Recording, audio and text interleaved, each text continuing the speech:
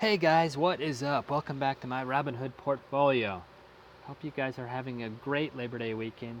Sort of a double-edged sword from my perspective. While I don't necessarily have to go to work today, the markets are also closed, and there's been a few different trades I've been wanting to get in, and unfortunately I'll have to wait another day. So it's nice to be off work, but I'd love to get in and do some trading.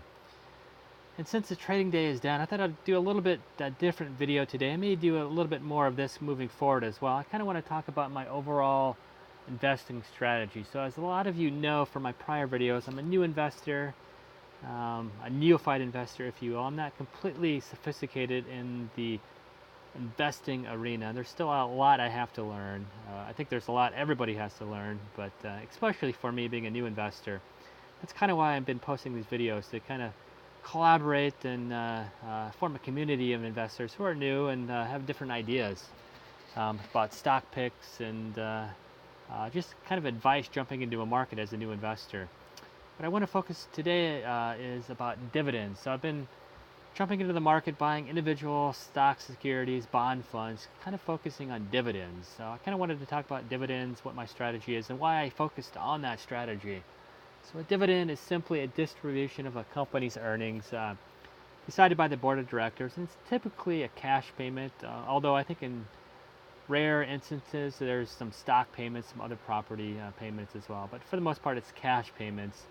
And a dividend, there's a number of different metrics how you can qualify those. A dividend rate, basically how much money per share the company gives back to its shareholders, or a dividend yield, kind of the percentage of the market price of that company's particular stock.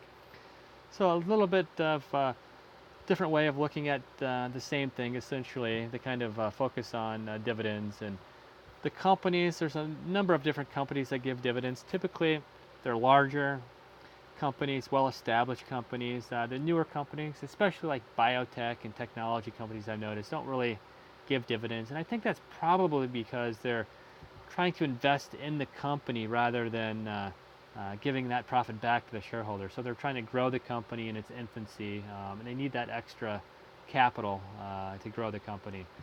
Uh, there's a number of different dividend aristocrats. So these are companies that are larger cap companies that have a great track record of paying dividends. And I think the definition is like 20 or 25 years of consecutive dividend payouts. And these companies, there's a list here you can kind of see here. A few stocks I own actually up at the top there: Abbott Laboratories. If you kind of go down, Chevron, it's a company I've been looking at. Coca-Cola, I recently purchased.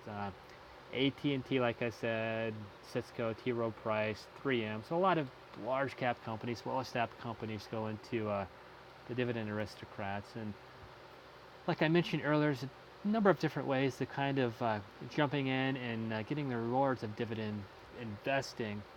Dividend mutual funds, excuse me, dividend ETFs. I have both of those in my E-Trade account, but with the no commission fees on Robinhood, I'd like to kind of go in and buy and sell individual securities, stocks. That's kind of why I brought up that dividend aristocrat list there. I think it's more fun. So why am I actually going in and focusing on this particular strategy? Well, there's a number of different reasons. That's just a little aristocrat picture I thought I'd put from there. A number of different benefits to investing in dividends. So number one, it's essentially passive income. So once you get a good diversified portfolio of high dividend yielding stocks together, that income's going to be there month in and month out. And you can see this from this little graph here, that blue line there, your investment return over your expenses in yellow. Once your dividend growth or dividend payments are outpacing your expenses, you're essentially living free. I mean, you could quit your traditional income earning job and live off your dividends. And you can see your net worth there in blue starts to rise as well. So you can put more money back into investment, and essentially your investment return grows in an exponential fashion there. So that's one reason to doing it. It's kind of an investment strategy long term. So initially up front when you're younger, put in a lot of investment, and then when you get older, those investments start giving you back a nice return to the point of essentially supporting your lifestyle, if you will. Also, I think dividend companies are larger companies, well-established companies, so essentially they're very profitable. They have really good PE ratios. They're at the point where they can, if they can afford giving you a dividend, that means they're very healthy companies as well.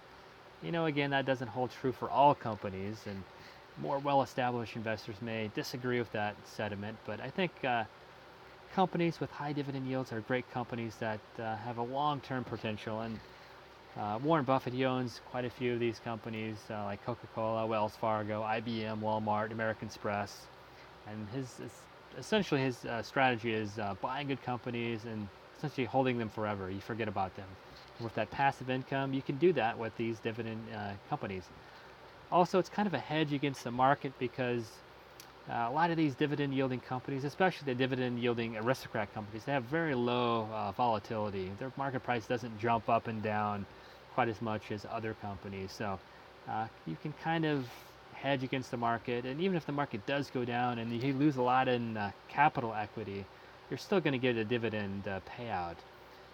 And some may argue, well, if the company tanks, they're not going to give a dividend payout. But the whole definition of an aristocrat is it's been giving a dividend payment for 20, 25 years. So even back in 2008, for example, when the market went down, these companies were still giving dividends. Yes, they may be a little bit less, but still some passive income. So for all of those reasons, that's kind of why I've been focusing on dividend payouts here, dividend yielding stocks. So yeah, let me know what you think. Is this a good strategy? Is this not a good strategy? Again, I kind of don't want to go into risky strategies. I've been trying a few different things here, dividend capture strategy. But I think as I move away from my ETFs and mutual funds, I think focusing on high dividend yielding securities is what I'm going to be doing first. I did a speculative play with Portola and Pfizer, small cap pharmaceutical company without a dividend, and that kind of burned me. So I think I'm going to invest a lot of my equity for the next few months anyway into high dividend yielding stocks that you guys suggest, as well as some of my own research, and kind of see how that plays out. So yeah, that's what I wanted to talk about in this video. As always, subscribe. It really helps me out a lot. Give me a thumbs up. Give me some comments. Tell me what stocks to buy, what your perspective on investing is. Is this a good strategy or not? Really appreciate that. And the whole idea behind these videos is to get a community together. Excuse me, I can't talk. To kind of learn how to invest and what kind of strategies you guys are bringing to your investment portfolio. So again, leave me a like, leave me a comment, subscribe, and we'll see you guys next time.